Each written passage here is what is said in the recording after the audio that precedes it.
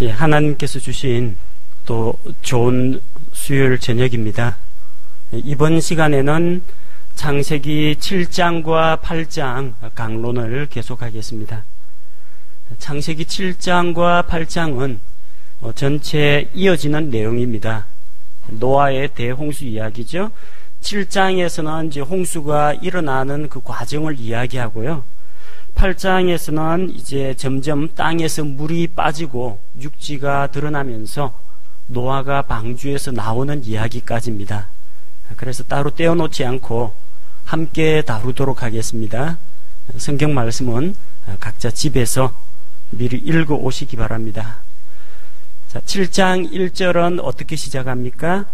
주께서 노아에게 이르시되, 하나님께서 노아에게 말씀하십니다. 뭐라고 말씀하시냐면 너와 내 온 집은 방주로 들어오라고 하십니다. 영어 성경에도 come이라고 되어 있죠. 그래서 하나님을 중심으로 해서 사람들이 나아오는 것을 원하십니다. 방주에 들어가라가 아니고 방주에 들어오라고 하시니까 하나님께서는 방주 안에 계시면서 사람들을 초청하고 부르신다는 것을 알 수가 있습니다.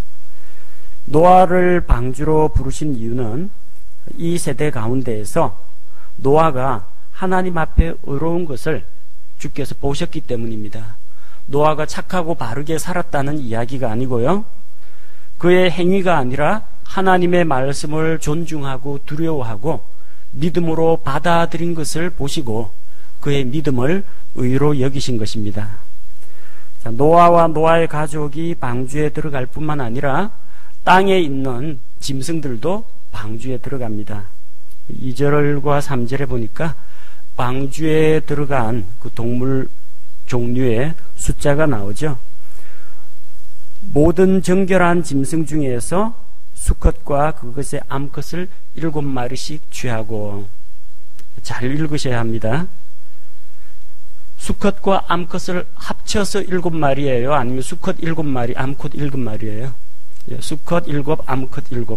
합쳐서 7 하면 암수 짝이 안 맞습니다. 우리가 지난 시간에 6장 19절에서 2마리씩 방주로 들어오는데 그 2마리는 무엇을 말한다고요? 수컷과 암컷이어야 하리라. 줄 맞춰서 들어오는 그 이야기이고, 여기 7장에서는 동물들의 마리수를 이야기합니다. 그래서 정결한 짐승은 수컷 7마리, 암컷 7마리입니다. 그리고 이어지는 내용이 있죠. 정결하지 않은 짐승 중에서는 수컷과 그것의 암컷을 2마리씩 취하며, 문장 구조가 완전히 똑같습니다. 암수 합쳐서 2마리가 아닙니다. 암컷도 2마리, 수컷도 2마리입니다. 이 이야기하면 많은 분들이 깜짝 놀랍니다. 왜냐하면 어린이 이야기 성경, 그림 성경에 보면 하나같이 동물들이 2마리씩, 제일 키가 큰 기린 2마리가 있고요, 그 밑에 사자 2마리, 하마 2마리가 있기 때문에 전부 암수 한 쌍이라고 생각을 해요. 그러나 성경 말씀대로 보니까 정결한 짐승은 암컷 수컷 7쌍, 암컷 7, 수컷 7. 정결하지 않은 짐승은 암컷 2, 수컷 2, 2쌍씩 들어갔습니다. 정결하고 정결하지 않은 것을 무엇으로 나누느냐? 동물들의 어떤 생태 환경이나 생김새나 생활 습관으로 나누는 것이 아니고, 나중에 하나님 앞에 희생물로 드릴 수 있느냐 없느냐를 가지고 나눕니다. 아직까지 어떤 동물은 정결하니까 어떤 동물은 부정하니까 먹을 수 있다 없다, 그 이야기는 레위기 가야 나옵니다. 여기에서 이 기준은 이 동물을 하나님께 희생 헌물로 드리느냐 못 드리느냐가 정결하고 정결하지 않은 것의 기준입니다. 그래서 정결한 짐승은 나중에 방주에서 나온 다음에 하나님께 번제 헌물로 드려야 하기 때문에 숫자를 더 많이 확보한 것을 볼 수가 있습니다. 자, 그리고 날짐승들도 나오는데 역시 수컷과 암컷을 7마리씩입니다. 특별히 날짐승 같은 경우에는요, 이게 아무 때나 그냥 임신과 출산을 반복할 수 있는 포유류, 생쥐, 한 달에 한 번씩 그냥 번식을 하죠. 그러나 새들은 번식하는 또 시기가 있습니다. 포란 시기가 있기 때문에 봄, 가을 정해져 있기 때문에 또 어머니의 뱃속에서 아기를 키워가지고 밖으로 출산하는 포유동물과는 달리 알로 번식하는 이 조류 같은 경우에는 번식이 상당히 힘듭니다. 알이 썩기도 하고 다른 동물에게 공격을 받기도 하고 어미가 항상 지켜주지를 못하니까요. 자, 그래서 이런 동물들에 대해서는 7마리씩 방주 안으로 받아들이도록 했습니다. 하나님께서 홍수에 대해서 예고를 미리 주십니다. 홍수가 나기 전에 앞으로 1회 뒤에 홍수가 날 것이다 하고 일주일 전에 예고를 해주셨습니다. 그리고 밤낮으로 40일 동안 땅 위에 비가 내리게 하셨습니다. 그래서 모든 생명체를 이 땅에서 끊어버리겠다고 하셨는데 노아는 주께서 자기에게 하신 말씀을 그대로 믿고 따릅니다. 땅 위에 이 홍수가 임할 때에 노아의 나이가 600세였습니다. 노아 나이 600세에 땅에 홍수가 임했습니다. 무드셀라는 969세를 살았는데 홍수가 나기 직전에 죽습니다. 그래서 이 땅에서는 노아와 노아의 가족들, 이 사람들이 방주 안으로 들어갑니다. 7절에 방주 안에 들어가는 사람은 노아와 노아의 아들들, 노아의 아내, 또 노아의 아들들의 아내들, 며느리까지 다 들어갔죠. 모두 8명이 들어갔습니다. 우리 중국 한자에 보면 배선자가 나오죠. 배선자는 배주자 변에 8팔자와 입구자입니다. 배 안에 8식구가 들어갔다라는 것을 한자에서 보여주고 있습니다. 8절과 9절을 보니까 하나님께서 말씀하신 대로 정결한 짐승과 또 정결하지 않은 짐승, 날짐승들이 또 땅에서 기는 모든 것들이 이제 방주로 나옵니다.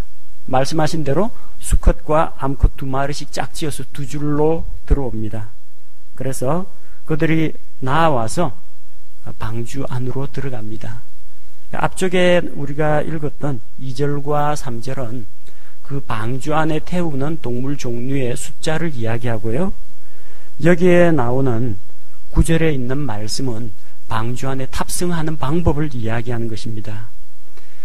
하나님께서 은혜를 베푸셔서 지구상에 있는 그 다양한 동물들이 방주에 나아오도록 하셨습니다. 나아오지 않고 노아가 사자 잡으러 다니고 코끼리 몰러 다니고 하면 얼마나 힘들겠어요. 은혜로 짐승들이 자발적으로 나아오게 하셨습니다. 그리고 모든 것이 갖추어지고 나서 하나님께서 말씀하신 대로 1회가 지나니까 땅 위에 이제 홍수가 임했습니다. 11절 12절을 보니까 노아 600세 둘째 달 17일에 홍수가 시작이 되었습니다. 그 많은 지구상에 있는 모든 것들을 다 잠기게 하는 그 많은 물들은 도대체 어디에서 왔을까? 성경은 거기에 대해서 그 물들이 큰 기품의 샘들 그리고 하늘의 창들로부터 왔다고 합니다. 하늘의 창들이 열리고 비가 땅 위에 쏟아지고요. 또한 큰 기품의 모든 샘들이 터졌다고 했습니다. 지하수가 화산 활동에 의해서 화산이 터지면서 지하에 있던 이 땅 속에 있던 물들이 분출되어 가지고 육지로 솟아오르는 겁니다. 그렇게 해서 지구를 가득 덮는 그런 홍수가 임합니다. 방주 안에는 노아, 노아의 아내, 노아의 아들들, 노아의 며느리들이 들어갔고요. 짐승들과 기는 것들, 날 짐승들이 종류대로 둘씩, 즉 암수 짝을 맞추어서 줄지어 들어갔습니다. 그리고 16절에 보니까 모든 것들이 다 들어가니까 방주 문은 누가 닫았어요? 주께서 그를 안에 넣고 닫으시니라. 자, 그를 안에 넣고 했는데 이 그가 누구예요? 노아를 이야기합니다. 맨 마지막에 탑승한 사람은 노아입니다. 문간에서 지키고 있으면서 다 탑승한 다음에 이제 홍수 심판 전에 하나님께서 노아를 방주 안에 넣고 이제 다 드셨습니다. 그래서 8번째 사람 노아라고 신약 성경에서 노아에 대해서 8번째 사람이라고 합니다. 방주에 탑승할 때 8번째로 탑승한 노아에 대해서 그렇게 표현하고 있습니다. 방주문은 그동안에 열려 있었습니다. 이미 노아의 방주를 제작하기 훨씬 이전에 에녹이 유다서 1장에 나오는 말씀과 같이 주께서 수많은 거룩한 그분의 성도들과 함께 땅 위에 임하실 것이다. 그리고 오셔서 모든 경건치 않은 자들의 경건치 않게 행한 모든 경건치 않은 일에 대해서 심판을 하실 것이라고 에녹이 먼저 선포하다가 에녹은 공중으로 체에 올라가서 하나님께로 갔습니다. 그 이후에 하나님께서 노아를 통해서 말씀하셨고 의의 선포자인 노아 역시 하나님의 심판이 있을 것이라는 것을 사람들에게 선포하는 한편 방주를 준비했습니다. 방주문은 열려 있었습니다. 누구든지 나아오는 자는 그 안에 들어갈 수 있었습니다. 입장권 받고 팔지 않았습니다. 아무나 값 없이 무료로 타도록 했습니다. 외모를 보고 가리지 않았습니다. 그 사람이 얼마나 착하냐 악하냐 따지지 않았습니다. 아무나 나아오라고 불렀습니다. 그러나 방주의 문은 하나님의 심판이 시작되기 직전에 닫힙니다. 구원의 문이 활짝 열려 있을 때에 들어가야 합니다. 개인의 종말을 맞이하기 전에 구원받아야 합니다. 예수님 이 세상에 재림하시기 전에 바로 예수 그리스도를 구세주로 받아들이는 것이 필요합니다. 문이 닫히면, 심판이 시작되면 그 문은 다시 열리지 않습니다.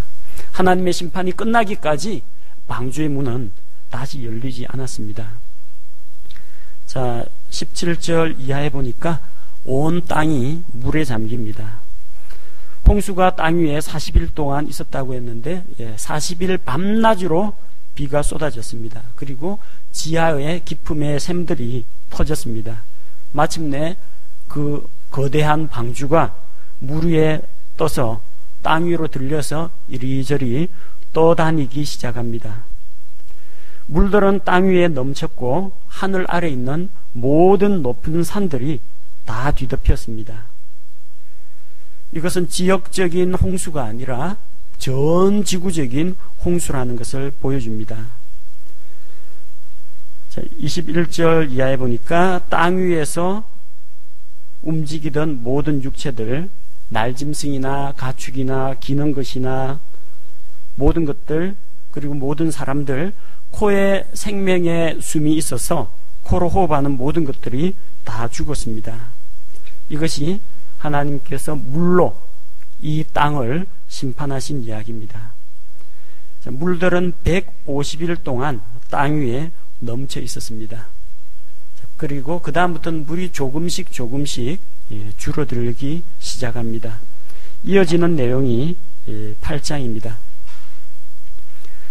하나님께서 노아와 그와 함께 방주에 있던 모든 생물과 모든 가축을 기억하셨습니다. 하나님께서 작정하신 대로 땅 위에 있는 모든 것들을 물에 빠져 죽게 하는 데는 그렇게 오랜 시간이 걸리지 않습니다. 예컨대 40일 동안 비가 쏟아지고 지하수샘이 터지고 150일 동안 전 세계가 물에 완전히 잠긴, 산들의 모든 꼭대기까지 다 잠긴 상태라면요, 150일 동안 버텨낼 수 있는 짐승이 아무도 없어요. 먹을 것도 없고요. 그리고 새들도 마찬가지입니다. 새들 역시 150일 동안 공중에서 날개짓 할 수 있는 새들은 아무도 없습니다. 이미 다 죽었습니다. 그래서 이제 하나님께서 점차 땅에서 물을 줄어들게 하십니다. 바람이 땅 위에 불게 하시고 물들이 점점 줄어들게 합니다. 비는 그쳤지만 이 물들이 빠지는데도 시간이 한참 걸립니다. 깊음의 샘들과 하늘의 창들이 닫히고 비가 그쳤습니다. 자, 3절을 보니까 물들이 계속해서 땅을 떠나서 되돌아가고 150일이 지난 뒤에는 물들이 줄어들었다고 했습니다. 지하에서 나왔던 그런 물들이 이제 지하에 이제 물들이 빠져나가고 공동이 생겼겠죠. 자, 그곳으로 역시 흘러 들어갑니다. 지금도 학자들이 탐사한 바에 의하면 이 바다 아래쪽에 맑은 물이 흐르고 있다고 합니다. 우리 바닷물은 짠 물이라고 생각하죠. 근데 바다의 맨 밑바닥 해양심 층수 들어가면요, 짜지 않은 민물이 흐르고 있다고 합니다. 그것이 때로는 지각을 뚫고 지하수로 나오기도 합니다. 자, 그런 모든 물들이 한꺼번에 바다로 일제히 다 들어간 건 아니에요. 물들이 점점 들어가면서 수위가 점점 줄어듭니다. 하지만 이전보다는 지구의 해수면이 높아진 것이 사실이에요. 근데 그 다음에 어떤 일이 벌어지느냐, 지하에 있는 그런 물들이 빠지니까 지하에 공동이 생기겠죠. 아래쪽에 빈 공간이 생깁니다. 그렇게 되면 물하고 이 지가가 어느 게 더 무겁겠어요? 땅덩어리가 더 무겁습니다. 그래서 지반 침하가 일어납니다. 지구의 중심을 향해서요. 그럼 어떤 일이 일어나느냐? 해수면이 높아집니다. 물들이 다 빠지더라도 이전에 비해서는 점차 땅이 한꺼번에 푹 꺼지는 게 아니라 점차 땅이 침강을 하면서 해수면이 높아지게 되고, 이전에는 분명히 연결되어 있던 대륙이 이 지반이 침하하면서 대륙이 물에 잠기면서 대륙과 대륙 사이가 서로 바닷물에 의해서 갈라지게 됩니다. 한순간이 아니라 그게 약 거의 100년에 걸쳐 가지고 그 일이 이루어집니다. 자세한 내용은 창세기 10장, 11장 다룰 때 계속해서 이야기하겠습니다. 150일이 지난 다음부터 물들이 점점 줄어들기 시작합니다.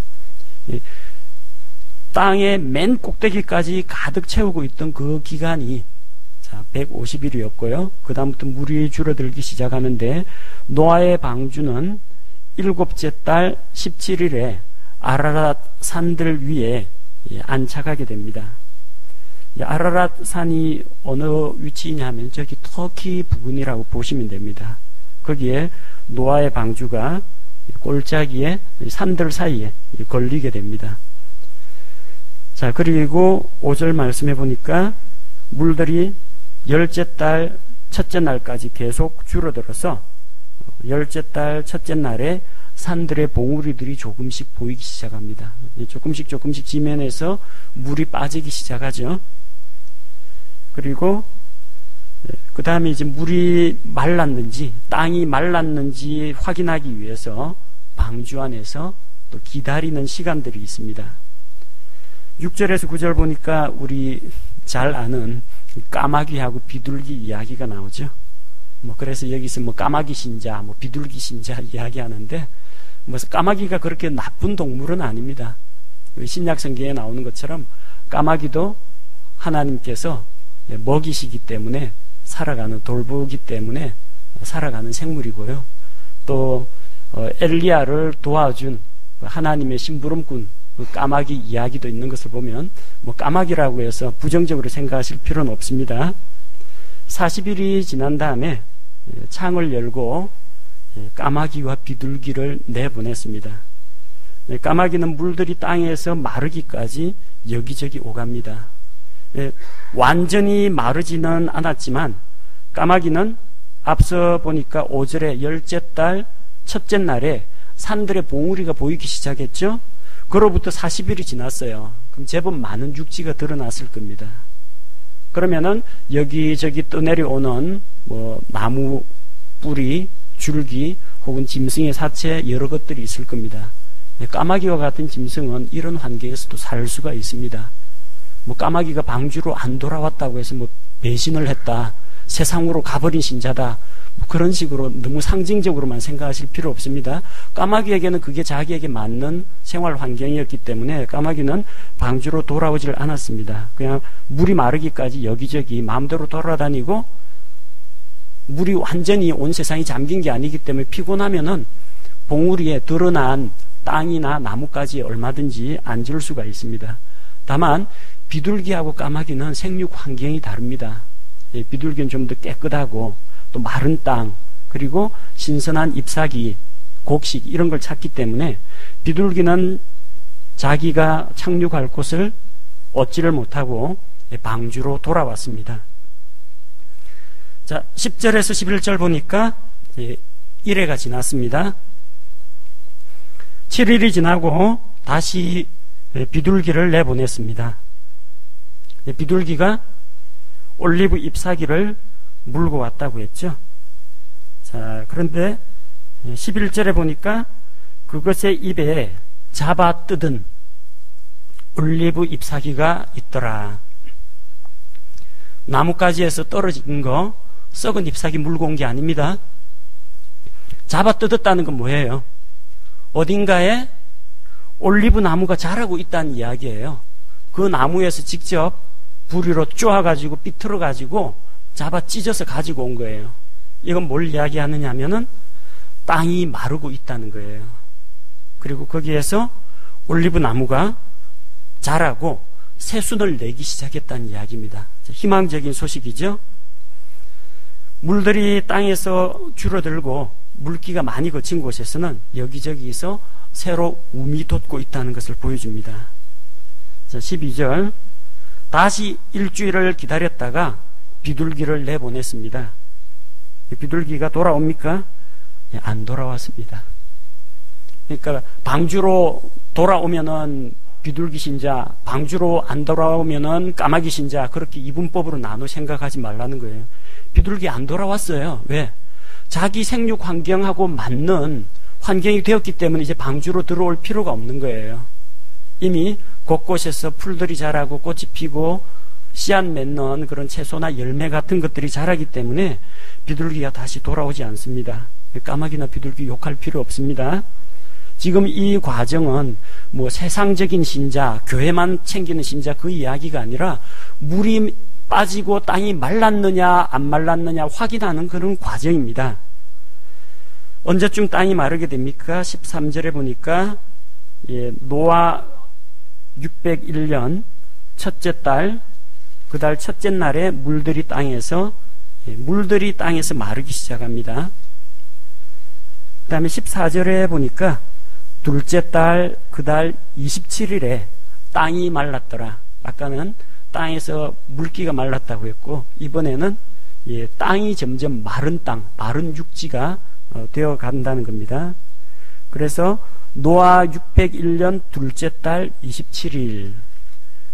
근데 비가 쏟아지기 시작한 게 언제예요? 11절에 보니까 600째 해 둘째 달 17일. 노아 600세 둘째 달 17일에 시작해서 이 땅이 마르게 된 것은 노아 601년 둘째 달 27일입니다. 1년 이상, 1년 열흘 동안 방주 안에서 생활했다는 것을 알 수가 있습니다. 얼마나 힘들었겠어요? 좁은 공간입니다. 뭐 각종 짐승들이 다 그냥 우글거리는 곳이고, 어쩌면 이때쯤 아마 식량도 거의 떨어져 가는 그런 때가 아닌가 생각합니다. 냄새도 날 테고요, 배설물도 있고, 계속해서 비가 오니까 습기가 나서 축축하고 불쾌감도 높을 겁니다. 하지만 그런 환경 가운데에서도 하나님의 보호하에 이 방주가 있었기 때문에 방주 안에 있는 노아와 노아의 가족들, 또 그리고 그 안에 있던 짐승들이 모두 안전하게 보호를 받은 것을 알 수가 있습니다. 그리고 드디어 이제 15절에서 19절 말씀 보니까 방주에서 나가게 됩니다. 하나님께서 말씀하십니다. 하나님께서 노아에게 말씀하여 이르시되 너는 내 아내와 내 아들들과 너와 함께 한 내 아들들의 아내들과 함께 방주에서 나아가고, 또 누구도 나가요?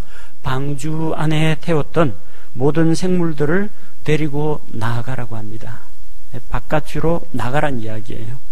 기준점이 어디예요? 방주가 기준이고 방주 안에 계신 하나님이 기준입니다.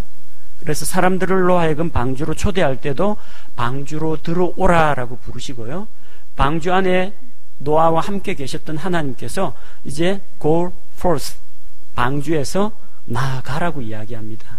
하나님께서 그들과 함께 방주 안에 계셨다라는 것을 보여줍니다. 그리고 가족들과 모든 생물들을 데리고 밖으로 나아가서 땅에서 다산하고 번성하도록 하셨습니다. 이 말씀은 창세기 1장에서 첫사람 아담과 이브에게 주신 말씀입니다. 너희는 다산하고 번성하여 땅을 채우라. 이제 노아를 중심으로 해서 새로운 인류가 지구상에 퍼져나가게 됩니다. 자, 이 새로운 시작을 위해서 방주에서 노아 가족들과 짐승들이 나아가고, 노아는 하나님의 말씀에 따라서 방주에서 나아갑니다. 우리가 읽은 7장 1절 말씀, 주께서 노아에게 이르시되, 말씀하시니까 어떻게 했어요? 들어오라 하니까 들어왔죠. 이번에는 하나님께서, 주께서 노아에게 이르시되 방주에서 나아가라 하니까 나아갑니다. 주께서 오라고 하시면은 오고, 주께서 가라고 하시면은 가는 거, 이게 순종입니다. 순종은 어디서 나와요? 믿음에서 나옵니다. 순종을 가지고 하나님 앞에 의롭다고 인정받을 수는 없습니다. 그러나 우리가 하나님의 말씀을 믿을 때에 그 믿음을 우리의 의로 여기시고, 믿음이 있다면, 그게 정말 살아있는 믿음이라면 순종이라는 삶의 열매를 동반하게 됩니다. 노아는 말씀에 따라서 들어가고 말씀에 따라서 나아왔습니다. 그리고 이제 하나님의 심판이 끝나고 방주에서 무사히 구원받은 것에 대해서 감사하는 마음으로 20절에서 22절 말씀을 보니까 노아가 하나님께 가장 먼저 한 일이 무엇입니까? 하나님께 예배 드리는 것을 제일 첫 순위로 꼽았습니다. 정결한 짐승과 정결한 날 짐승 중에서 이 희생물들을 취해서 번제 헌물로 하나님께 드렸습니다. 이 번제라는 것은 태울 번자입니다. 태워서 바치는 희생물인데, 다른 희생물과는 달리 번제는 통째로 다 드리는 겁니다. 있는 그대로 다 불살라 드리는 것을 이야기합니다. 화목제, 화평 헌물, 이런 것은 그 중에서 다리 한쪽 뜯어내가 제사장이 자기 몫을 가지고, 서원 헌물 드리는 사람도 그 중에서 일부 고기를 취하고 그럽니다. 하지만 번제는 있는 그대로 전체를 다 태워서 드리는 헌물입니다. 이 번제 헌물이 의미하는 바가 무엇입니까? 100% 완전한, 온전한 헌신을 이야기합니다. 온 몸과 온 마음과 혼과 뜻과 이 모든 것을 다해서 하나님께 드립니다라는 그런 의미입니다. 그래서 하나님 앞에 희생물을 드리면서 이런 무서운 하나님의 심판 가운데에서 전 세계에 있는 코로 숨을 쉬는 모든 생물들이 다 멸망하는 와중에서 하나님의 은혜 가운데에서 구원해 주신 것에 대해서 감사하는 마음으로 희생물을 드리고 주께 경배했던 것입니다. 하나님께서 그 드린 번제 헌물의 향기로운 냄새를 맡으시고 주께서 마음속으로 이르시기를, 내가 다시는 사람으로 인하여 땅을 또 저주하지 아니하리니 이는 사람이 마음에서 상상하는 바가 어려서 악하기 때문이라. 내가 다시는 전에 행한 것 같이, 전에 행한 것 같이 무엇입니까? 홍수로 심판한 것 같이 모든 생물을 또 치지 아니하겠다고 약속을 하셨습니다. 그리고 땅이 있는 동안에는 씨 뿌리는 때와 거두는 때, 추위와 더위, 여름과 겨울, 낮과 밤이 정상적으로 계속될 것을 말씀하셨습니다. 다시는 심판을 안 하신다는 이야기가 아닙니다. 다시는 전에 행한 것 같이 하지 않는다는 거예요. 물로 세상을 심판하는 것처럼 하지 않으시겠다는 이야기입니다. 그래서 다음엔 어떤 식으로 땅을 심판하십니까? 베드로후서 3장 7절, 심판과 멸망의 날에 이 땅은 불사르기 위하여 예비되어 있다고 합니다. 하나님의 불로 심판하시는 것은 여전히 남아있다는 것을 보여줍니다. 물론 그 가운데에서도, 심판 가운데에서도 자기를 믿는 자기의 백성은 심판이 시작되기 전에 안전하게 하나님께서 대피시키십니다. 또 우리가 이 21절, 22절 말씀과 같이 다시는 전에 행한 것 같이 하지 아니하리라 말씀을 하셨고, 또 9장 11절에 나온 것처럼 다시는 땅을 멸하는 홍수가 다시는 있지 않을 것이다. 이것을 통해서 무엇을 알 수 있느냐? 이 홍수가 지역적 홍수가 아니라 전 세계적, 전 지구적 홍수라는 것을 알 수가 있습니다. 만약에 어떤 한정된 지역에 일어난 홍수라면요, 산들이 잠겨 있을 리가 없어요. 물은 퍼져나가기 때문에 옆으로 퍼져나갑니다. 옆으로 흘러버립니다. 한 지역을 이렇게 수직으로 채우는 물은 있을 수가 없어요. 옆쪽으로 흐르기 때문에. 그리고 하나님께서 다시는 이런 홍수를 내지 않겠다라고 했잖아요. 이런 홍수를. 그럼 이게 만약 지역적 홍수라면은 지구상에 홍수가 없어야 정상입니다. 지역적 홍수를 말하는 거라면 이 지구상에 다시는 지역적 홍수가 없어야 합니다. 그러나 지금 세계 곳곳에 지역적 홍수가 얼마나 많이 일어납니까? 그러니까 여기서 말씀하신 창세기 6장부터 7장, 8장에 이야기하는 노아의 홍수는 지역적 홍수가 아니라 전 지구적, 전 세계적인 그런 홍수, 지각 변동이 일어날 정도로 땅에 있는 이런 생물들이 다 물에 빠져 죽을 정도로 엄청난 대격변의 그런 홍수 심판이었다는 것을 알 수가 있습니다. 우리 7장과 8장을 같이 살펴보면서 세상을 홍수로 심판하시는 하나님의 모습을 보았습니다. 왜 홍수가 일어났습니까? 이것은 하나님의 거룩하심과 그분의 공의 때문입니다.